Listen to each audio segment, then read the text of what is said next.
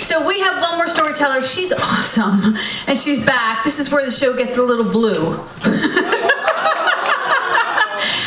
Lisa Pearson is an amazing storyteller. She's only here for a short more time because she's flying back to San Diego, San Francisco, California. Let's go. Give it up for Lisa.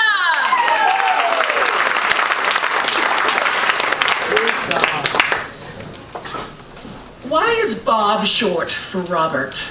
How does one get Billy out of William? How in the heck do you get Dick from Richard? You ask him nicely.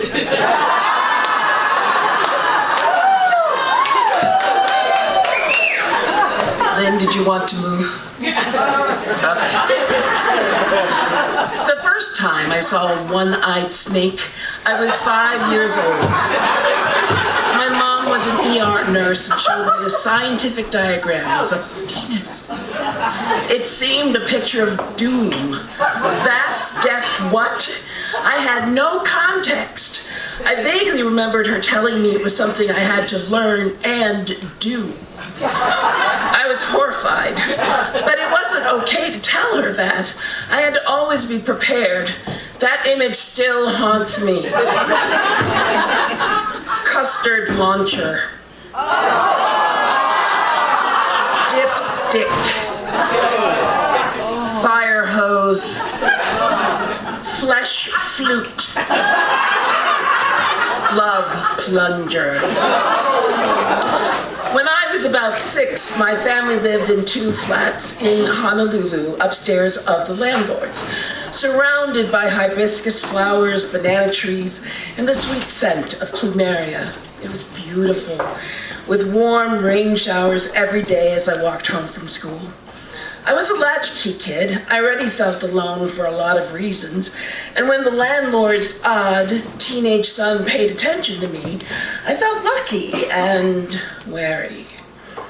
We swapped potato chips and carrot sticks and searched for slugs out in the backyard. One afternoon, before our parents got home, he trapped me in a hot room upstairs by standing in the doorway. He said he wouldn't let me out. Nope, not until I paid the toll.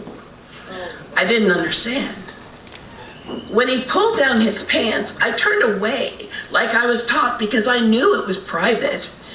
But he said it again. I had to pay the toll. Now, he said. I turned back to him and saw he was holding his pork sword in his fist. I had never seen one before, and I was not interested. It was gross, covered in tiny black hairs and stretched flat between his fingers. Perhaps that was for display purposes only. No, but he insisted he wouldn't let me out until I touched it. There were hornets buzzing in my head. He wouldn't let me go. I couldn't breathe. He was the landlord's son. It was so hot. What would I tell my mom? Would we have to move out? I had to do it. I touched it as quickly as I could and fled. I wanted to tell my mom, but I had done a horrible thing, and I knew she wouldn't forgive me. Later, much later, I told her part of it. She told me to stay away from him or we would have to move away, which was very expensive. Pocket rocket. I give you extra credit if you know this one. Baby's arm holding an apple. It'll come to you later. Third leg. Trouser trout. Then there was Barry, who loved science and had hair past his shoulders. I was his lose her virginity project. He was the ex of my best friend, who had also become my nemesis. She and I pretended we were twins. She was blonde and thin and boring, and I was not, but I digress. Barry had been making his moves on me for months and got me alone in his bedroom while his parents were out of town. Gosh, as if I didn't walk up the stairs all by myself. He was so sincere and prepared. He had earth-scented oils, every type of rubber, spicy incense, lit candles, and large, soft pillows. He was perfect. And he was so gentle. He just wanted it to be all about me. He had that hippie vibe, so I knew he would be thoughtful. But when I saw his anaconda, I grew concerned, even frightened, and my body said no. Nope, no sir, get that thing away from me. It was unexpected and unnatural. It was much bigger than what I thought it would be for porn star material. That's supposed to fit in me? It was awful. I was so ashamed that I hurt his feelings. I had no idea how to be casual when my body was in full retreat. He tried many different ways to relax me. He wasn't mad, just perplexed and a little disappointed because I truly was a catch. He gave me a ride home and thanked me for a lovely evening. Main vein, meat thermometer, disco stick.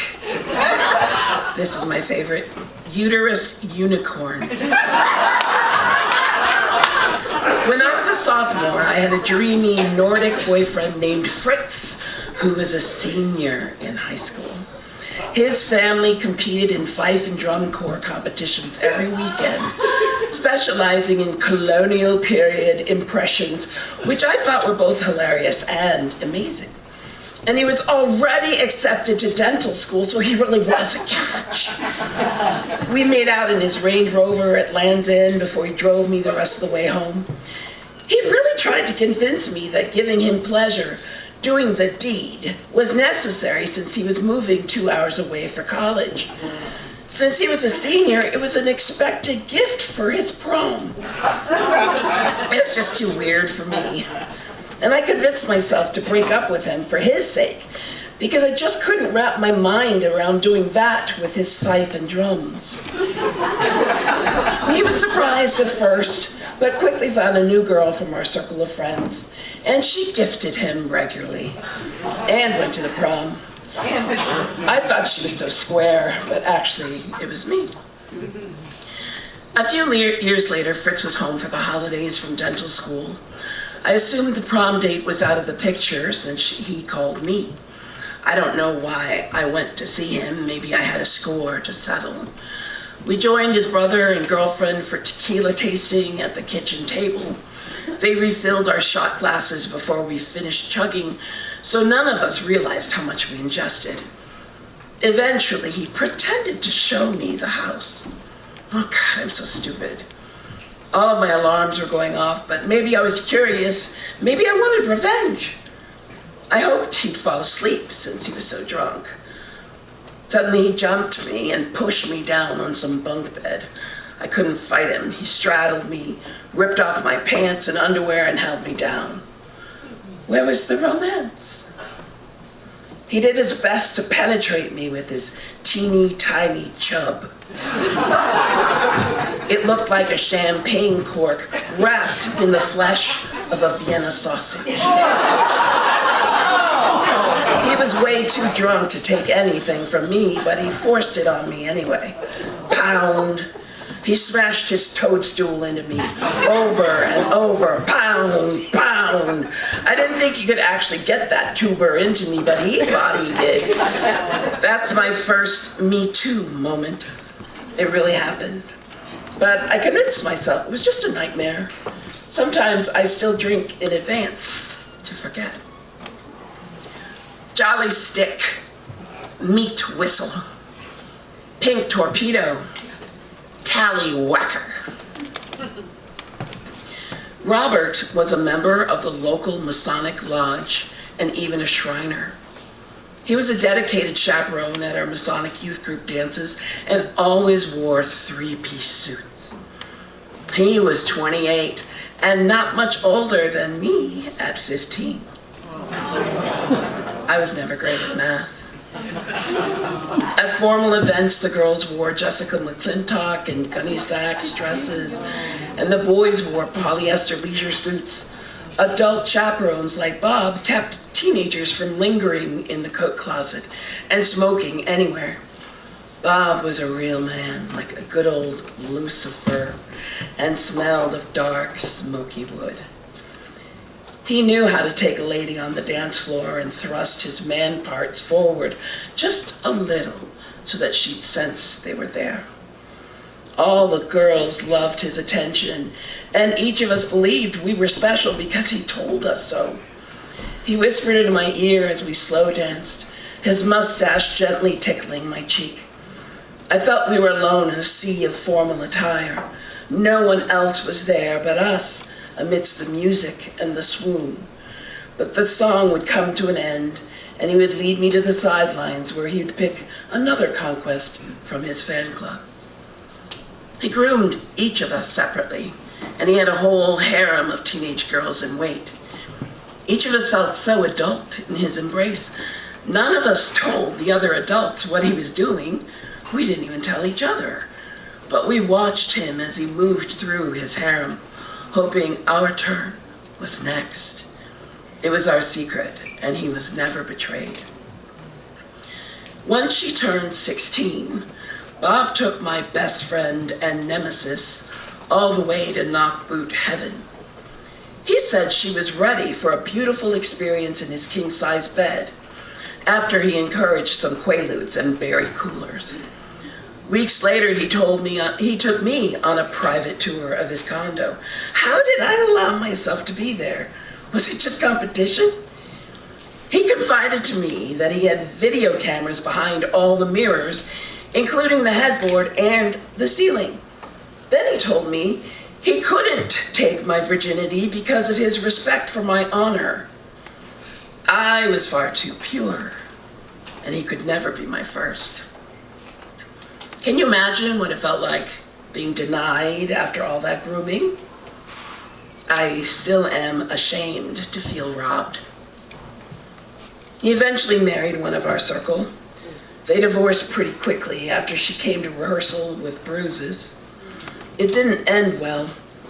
He never came back, and he mysteriously died a few years later. Robert Greenstrand. I don't believe in hell, but I do know you're there. Taco hammer, love stick, yogurt launcher, skin flute. Watch your children around the smooth ones, even at church. The groomed ones like me will never tell you the truth if they've been told they are special. Remember Jeffrey Epstein? And me too. Thank you, VoiceBox.